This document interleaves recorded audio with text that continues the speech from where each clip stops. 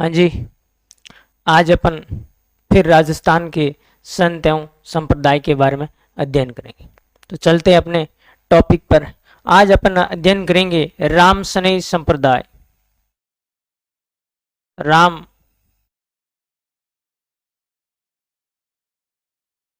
सनई संप्रदाय। सबसे पहले अपन इनकी स्थापना किसने की, उनके बाद में इनकी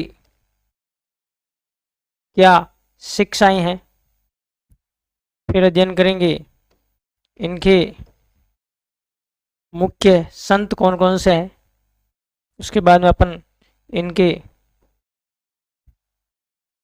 संप्रदाय के ग्रंथ कौन कौन से हैं, और फिर अध्ययन करेंगे इनकी कौन कौन सी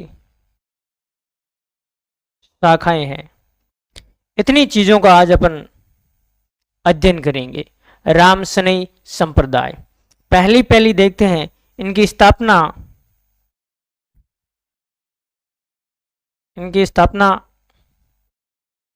रामचरण जी ने की है। इनके गुरु का नाम था कृपाराम जी। इन्हीं की प्रेरणा से इन्होंने शाहपुरा नया जिला बनाया। तो शाहपुरा के अंदर इन्होंने किस संप्रदाय की स्थापना की? राम सनई संप्रदाय की स्थापना। इनके जीवन परिचय के बारे में आगे पढ़ेंगे। संतों के अंदर शिक्षा, यह एक ऐसा संप्रदाय है जो गुरु को बहुत महत्व देता है। गुरु की महत्ता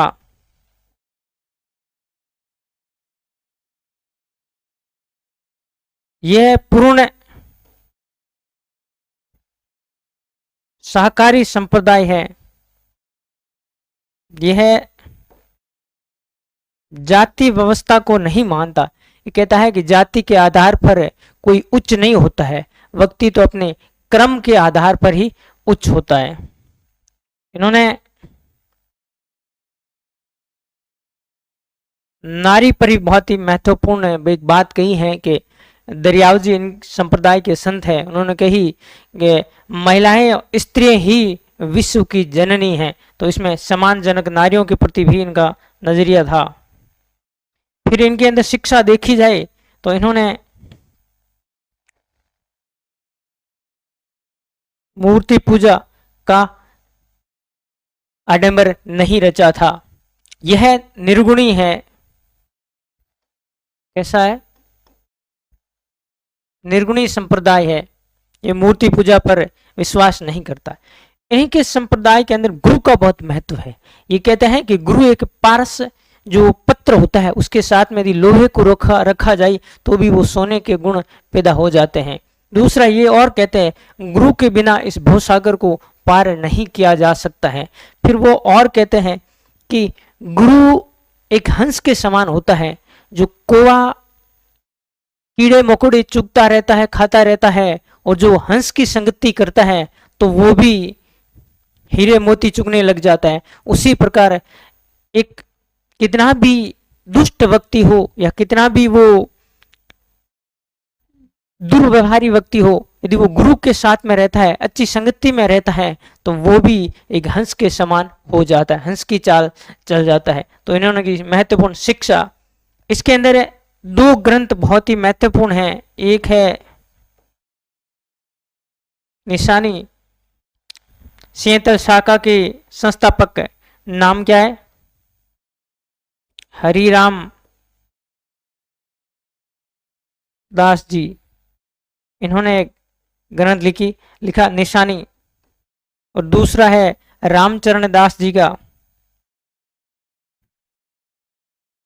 अणभे वाणी।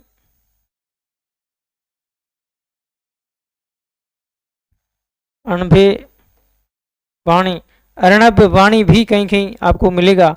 अन्ना भाई वाणी भी ऐसी पुस्तक का नाम मिलता है। तो अणभे वाणी ये ब्रिज भाषा के अंदर लिखी गई है। कौन सी भाषा के अंदर लिखी गई है?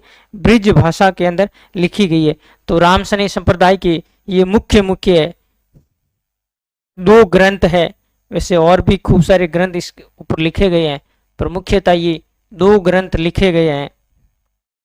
उसके बाद में अपन अध्ययन करते हैं इनके संत के बारे में। संत से शाखा देख लेते हैं। इनकी 4 शाखाएं हैं। कितनी शाखाएं हैं? 4 शाखाएं हैं। पहली शाखा है इनकी शाहपुरा, नया जिला बना है, पहले भीलवाड़ा में था। दूसरी है खेड़ापा, तीसरी रैण मेड़ता नागौर के अंदर, और चौथी सिंहतल।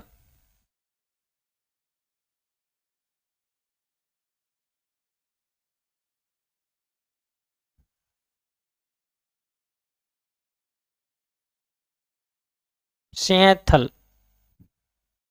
ये 4 शाखाएं हैं। इन 4 शाखाओं के अलग अलग संस्थापक हैं।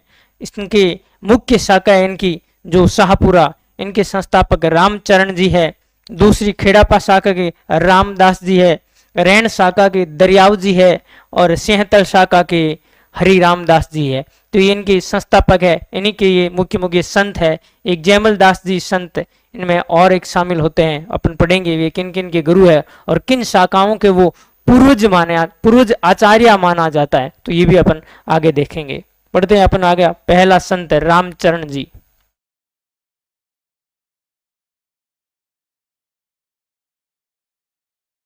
पहले संत है रामचरण जी।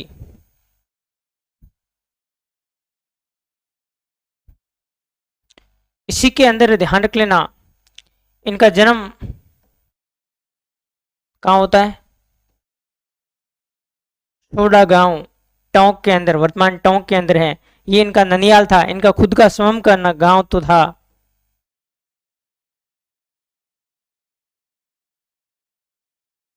बांदोड़ा। इनके पिता का नाम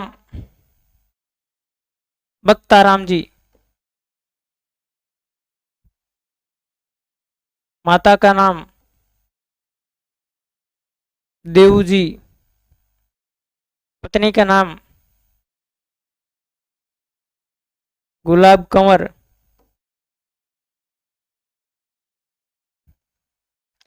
अब आपसे पूछा जाए इनका मूल नाम क्या था, तो इनका मूल नाम रामकृष्ण या रामकिशन। यह 1719 के अंदर इनका जन्म होता है। यह एक बार एक गूदड़ संप्रदाय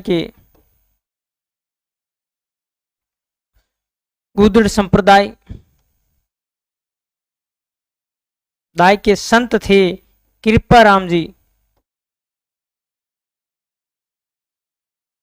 कहते हैं कि इनको एक बार रात को एक सपना आता है और कहते हैं कि इनको नदी में बह गए थे और किसी साधु ने पकड़ के इनको बचाया था, और वो गुलाबी रंग के वस्त्र पहने हुए थे। राम सनेय संप्रदाय के जो जितने भी साधु होते हैं वो गुलाबी रंग के वस्त्र पहनते हैं, तो वो बचाया गया था। तो फिर वो दूसरे दिन दांताड़ा नामक जगह है भीलवाड़ा के अंदर, वहां गए कृपाराम जी के, और वहां उन्होंने अपने गुरु की दीक्षा ली, और वो राम किशन से रामचरण जी बन गए। इनका नाम क्या रख दिया गया? रामचरण जी रख दिया गया। उसके बाद में यह 10 वर्ष तक बाहर घूमने चले गए थे, काशी वृंदावन। उसके बाद में वापस आते हैं और एक बार गलता जी में जाते हैं, गलता जी जयपुर। तो वहां जाकर देखते हैं कि वहां पर संत संप्रदाय में इतनी दुर्व्यवस्था फैल चुकी थी, इतनी आडंबर फैल चुके थे, और आपस में इतने झगड़ा इस टाइप का माहौल बन चुका था कि ये कोई संत संप्रदाय नहीं है और ये संत बनने का कोई फायदा नहीं है। और इतनी क्रूरतें फैल चुकी है, जगह जगह मूर्ति बना के बैठ गए थे। तो इन्होंने कहा कि इनका उस संप्रदाय से या उन्हीं से मन उठ जाता है, और ये नए जगह आकर अपना एक नया संत एक संप्रदाय चलाते हैं, और उसी को कहते हैं राम सनेय संप्रदाय। तो वो कहते हैं कि सिर्फ एक ही नाम है, वो है राम। इन्हीं के नाम लेकर इस भवसागर से पार उतरा जा सकता है। दूसरा है गुरु। ये दो ही सारे हैं, बाकी सब दुनिया आडंबर दुनिया है, मूर्ति पूजा है, भजन है, कीर्तन है, सारे। तो ये दो चीजों को महत्व देते हैं। कितने चीजों को? राम और गुरु। अब राम दशरथ के पुत्र राम नहीं है, इनका राम का मीनिंग है कि घट घट में व्याप्त जो भी एक ब्रह्मा की शक्ति है, उस शक्ति से ये राम नाम लगाते हैं, उसी को राम नाम कहते हैं। इनकी एक पुस्तक अभी अपन ने पढ़ा था, अणभे वाणी, अणभे वाणी इनका ग्रंथ था, और ये ब्रज भाषा में लिखा गया था। कौन सी भाषा में लिखा गया है? ब्रज भाषा में लिखा गया। इनके रहने के लिए शाहपुरा के शासक थे। कहाँ के शासक? शाहपुरा के शासक है रणसिंह। इन्होंने इनकी छतरी बनाई थी रहने के लिए। तो किस शासक ने बनाई है? शाहपुरा के रणसिंह ने इनके रहने के लिए एक छतरी बनाई है। इनके जो शाहपुरा के अंदर एक मेला लगता है, फूल डोल का मेला। कौन सा मेला लगता है? फूल डोल का मेला। और ये मेला कब से कब लगता है?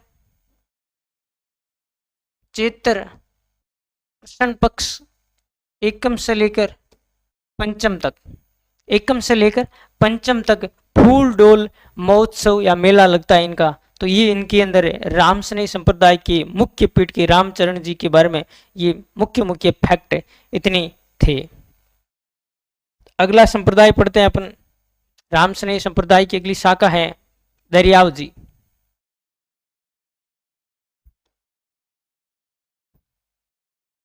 क्या नाम है? दरियाव जी। इनका एक दुनिया इस्लाम परिवार में जन्म होता है। कौन सा? दुनिया इस्लाम परिवार में जन्म होता है। माता का नाम गीगण, पिता का नाम मानसी। इनका बचपन में ही पिता की, जब ये छोटे से थे तब इन पिता की मृत्यु हो जाती है, तो फिर ये ननियाल में आ जाते हैं। ननियाल में कहाँ है? जेतारण। नाना जी का नाम था कासिम। यहाँ कोई काशी से घूमते हुए कोई एक साधु आए थे। उन्होंने साधु को अपना हाथ बताया, तब साधु ने कहा, साधु का नाम क्या था? स्वरूपानंद। उन्हें साधु ने कहा, यह तो या तो बहुत बड़ा फकीर बनेगा या सूफी संत, सूफी संत होगा। तभी से वो इनके साथ में कहाँ चले जाते हैं? काशी चले जाते हैं। वहाँ फारसी संस्कृत के अंदर अध्ययन करते हैं, खूब सारी किताबें पढ़ते हैं, और उसके बाद में वापस आते हैं और ये प्रचार प्रसार करते हैं। एक जगह का नाम है खेजड़ा। यहाँ ये तपस्या करते हैं। तपस्या करने के बाद में ये एक गुरु बनाने अपने, उस गुरु का नाम था प्रेमनाथ। इनके गुरु का क्या नाम है? प्रेमनाथ। और कहीं कहीं इनका नाम मिलता है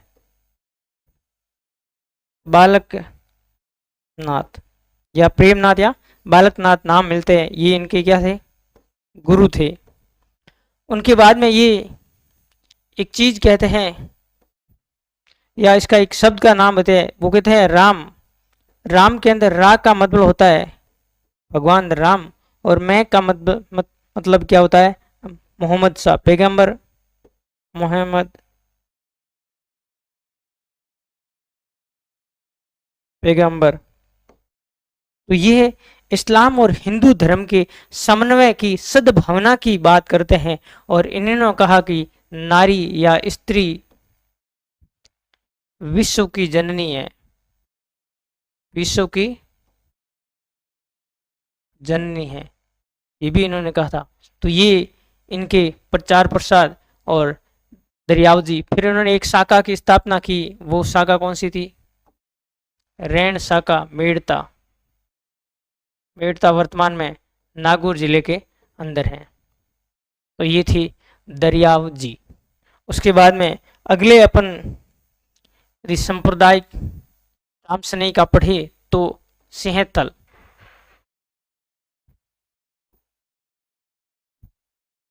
इस शाखा के संस्थापक कौन थे? हरिराम दास जी। अब ध्यान रख लेना, हरिराम जी अलग है, हरिराम दास जी अलग है, ये भी ध्यान रख लेना। इनके गुरु कौन थे?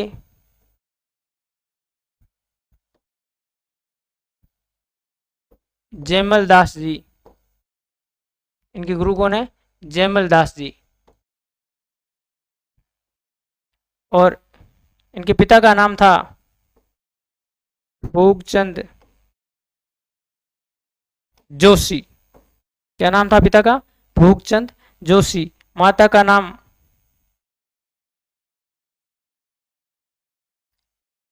रम्मा। पत्नी का नाम,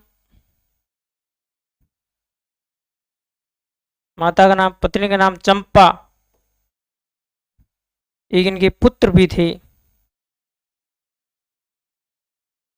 बालिंद। अब ये इनके मुख्य जीवनी के बारे में अध्ययन करते हैं अपन। ये है तो इनके खुद का नाम था हरिराम दास जी, भूखचंद जोशी, रम्मा, पत्नी का नाम क्या नाम है? चंपा, और माता रम्मा। इन्होंने एक ग्रंथ की रचना की थी, उसका नाम है निशानी। इन्होंने एक कथन कहा था कि मेरे मन में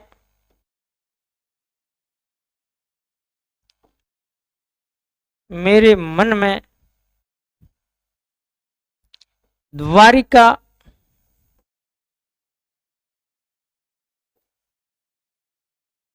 पुरी में मक्का नजर आता है मुझे। क्या नजर आता है? द्वारिकापुरी में मुझे मक्का नजर आता है, और मक्का में द्वारिकापुरी, द्वारिकापुरी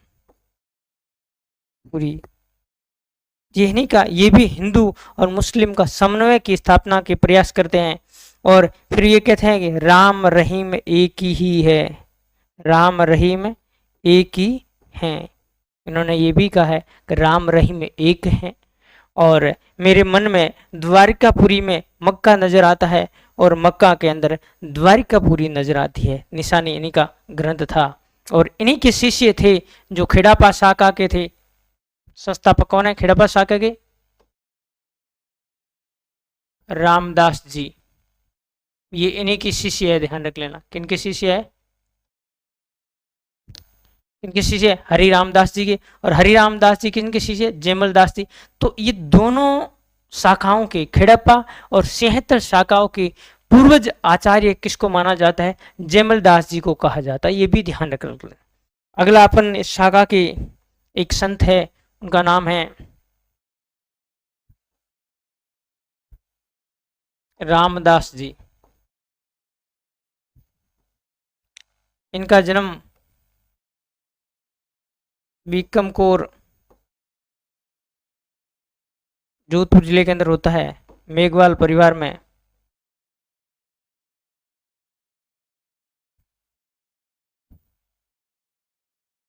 पिताजी का नाम था सादुल जी। पिताजी का नाम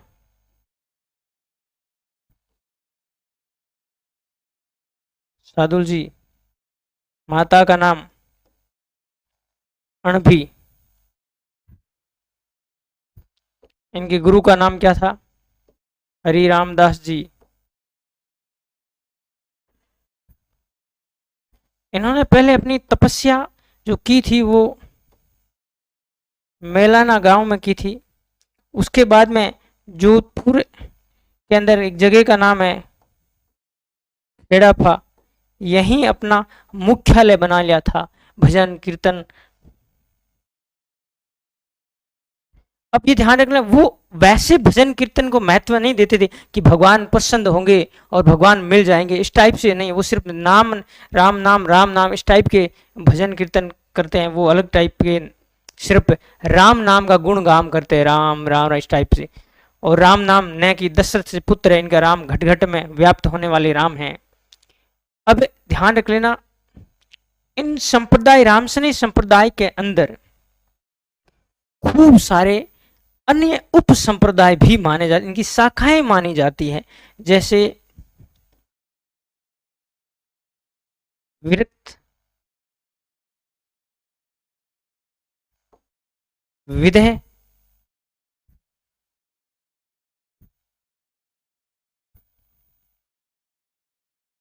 परमहंस,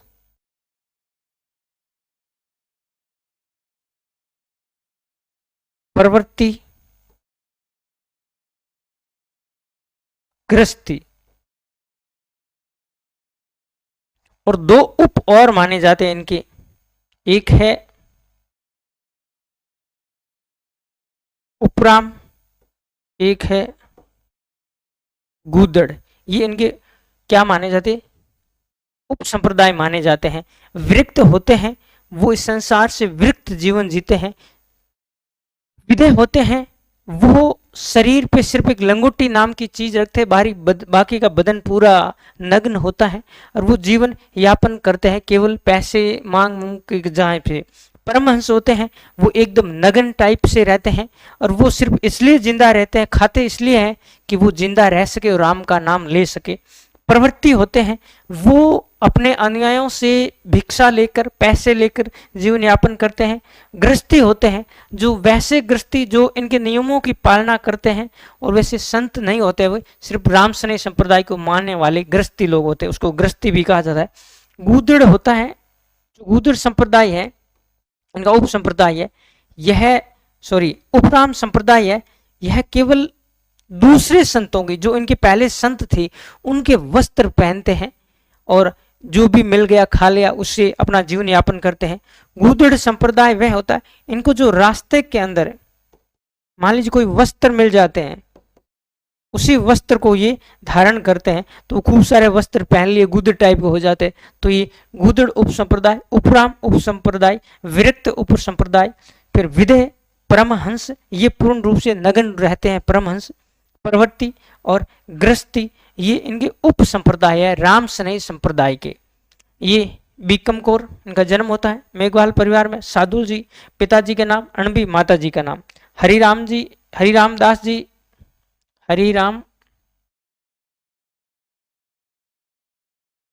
दास जी इनके गुरु होते हैं। पहले ये तपस्या मैलाना में करते, फिर ये खिड़ापा के अंदर ये अपने संप्रदाय या पीठ की स्थापना करते हैं। और दूसरा ध्यान रख लेना, ये जो होते हैं राम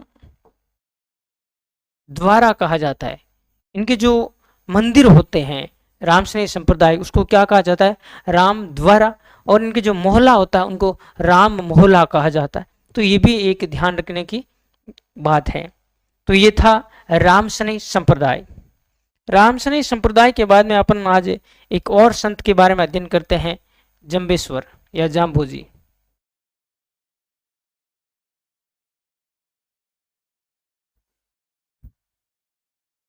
इनका जन्म,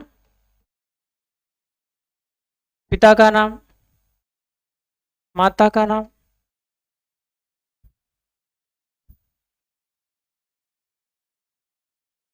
इनके ग्रंथ,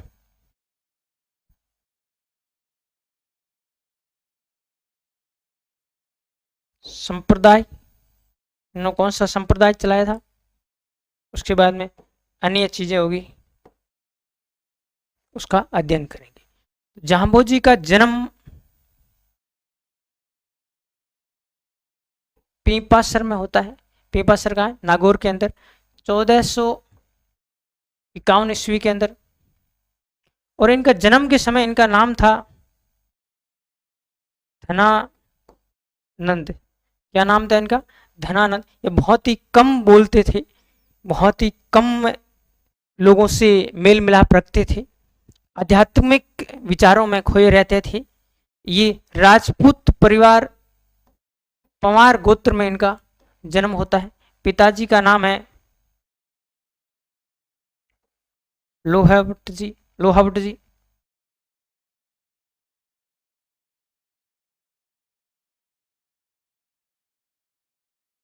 माता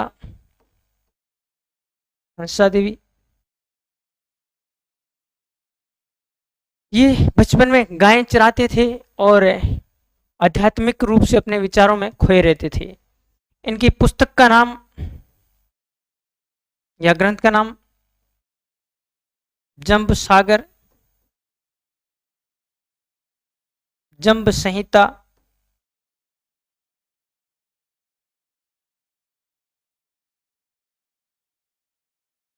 इनको इनके जो उपदेश थे, शब्द 120 थे। इनको शब्द वाणी भी कहा जाता है,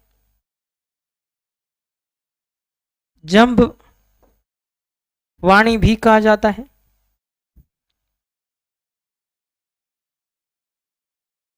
वेद वाणी भी कहा जाता है। जंब वाणी, वेद वाणी, शब्द वाणी, 120 शब्द थे। और ये जो जल को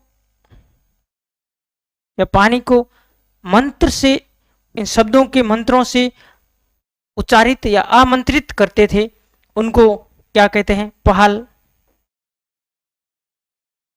ये भी ध्यान रख लेना। संप्रदाय, इन्होंने बिश्नोई संप्रदाय की स्थापना की थी। इनके 20 और 9 नियम थे। ये संप्रदाय की स्थापना उन्होंने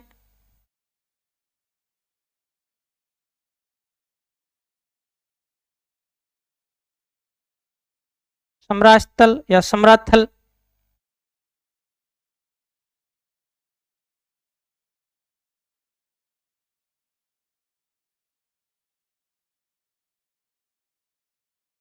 थोरे पे स्थापना की थी 1485 में, कार्तिक कृष्ण पक्ष अष्टमी को। इनके अन्य देखा जाए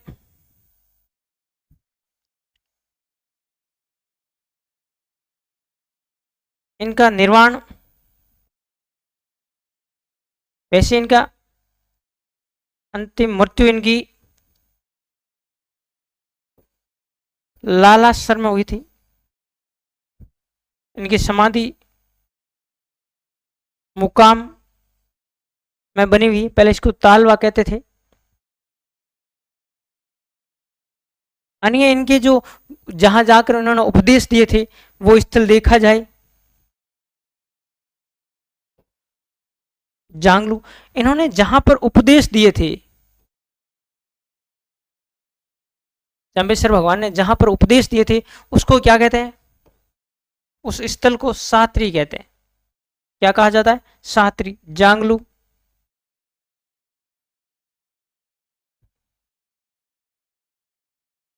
जहंभोलाव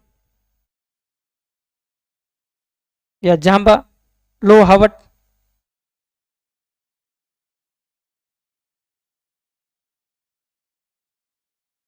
इनकी सात्री बनी हुई है मुख्य मुख्य।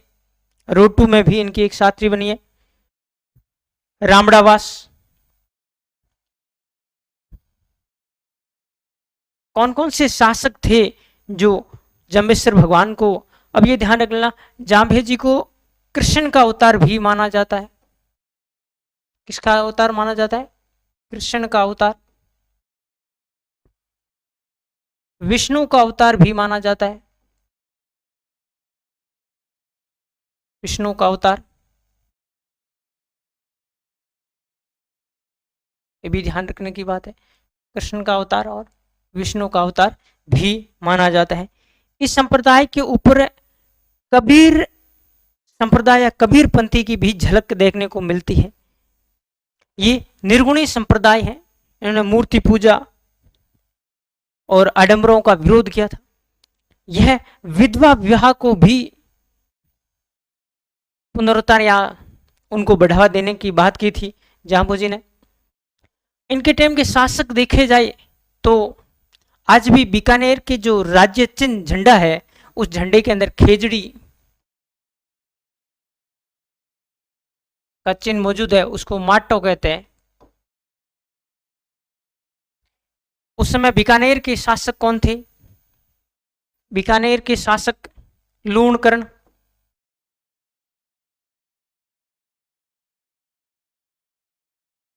मेड़ता के राव दूधा।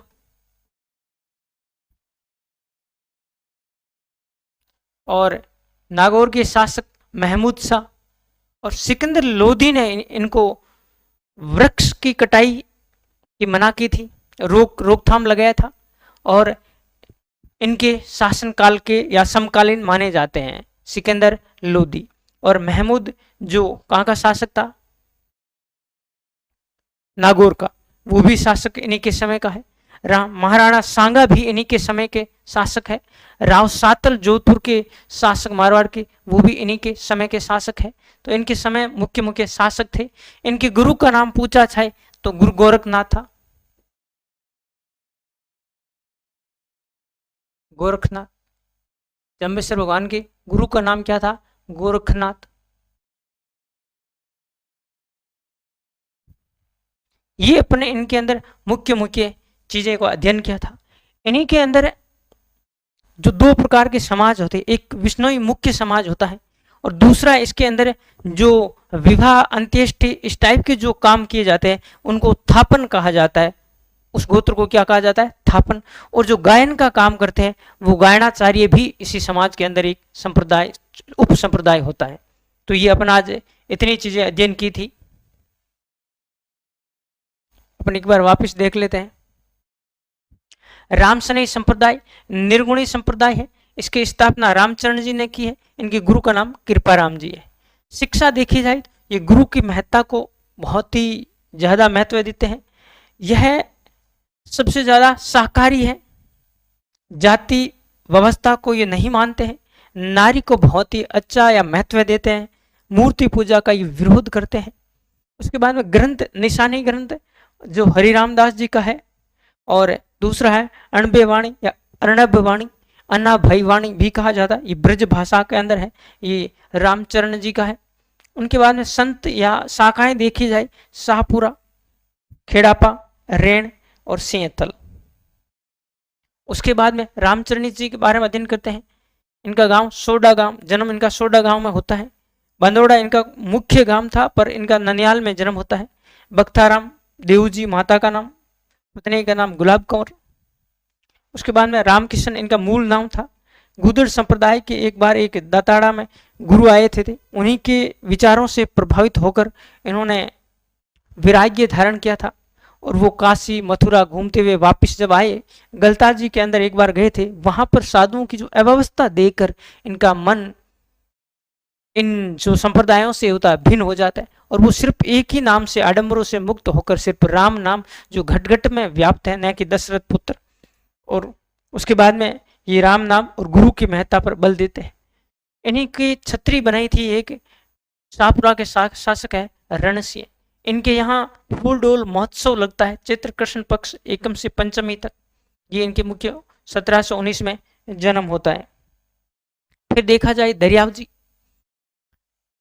ये दुनिया परिवार में इस्लाम धर्म का जो दुनिया या जो परिवार होता है उनके अंदर जन्म होता है। गीगण माता जी के नाम, मानसी पिता का नाम। इन पिता का मृत्यु हो जाती है।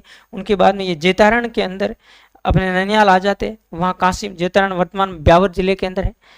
कासिम नाना जी के यहाँ रहते हैं। यहाँ एक साधु आते हैं काशी से, स्वरूपानंद, उनको हाथ देकर कहते हैं ये तो बड़ा फकीर या सूफी संत होगा और उन्हीं के साथ में वो काशी चले जाते हैं। वहाँ वो बहुत ही अच्छी शिक्षा दीक्षा। इन्हीं के गुरु का नाम है जयमल दास जी। और उसके बाद में इन्हीं और इनका शिष्य का नाम है रामदास जी जो खेड़ा शाखा के संस्थापक है।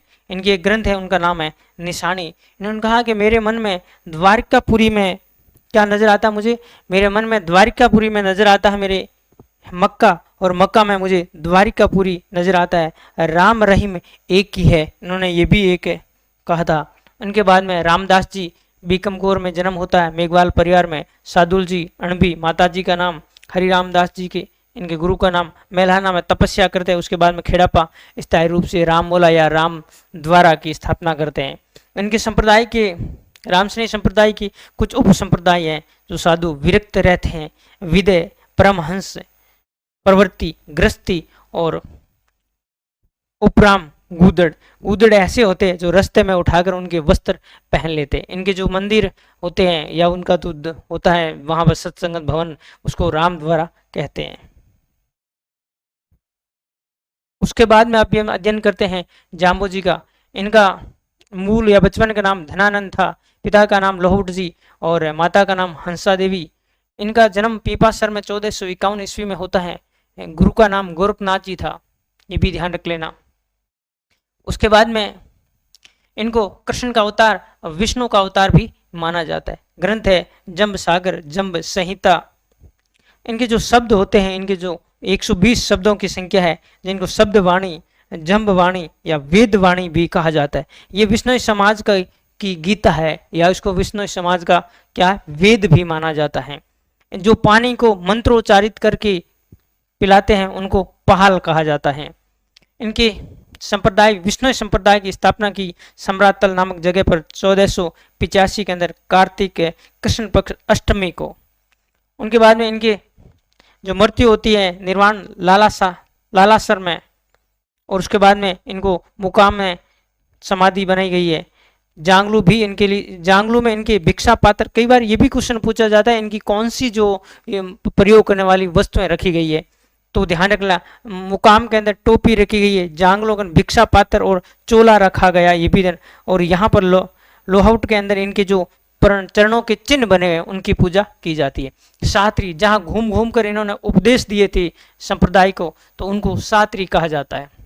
इनके समय में राजा देखा जाए तो मेड़ता के दूधा और लूणकरण बीकानेर के, इनके लूणकरण ने यहाँ खेजड़ी, इनके जो ध्वज है उसके अंदर खेजड़ी भी इनका प्रयोग किया गया, उसको माठा कहा जाता है। इनके समय सिकंदर लोदी, जिन्होंने गायों के और वृक्षों की कटाई पर भी प्रतिबंध लगाया था।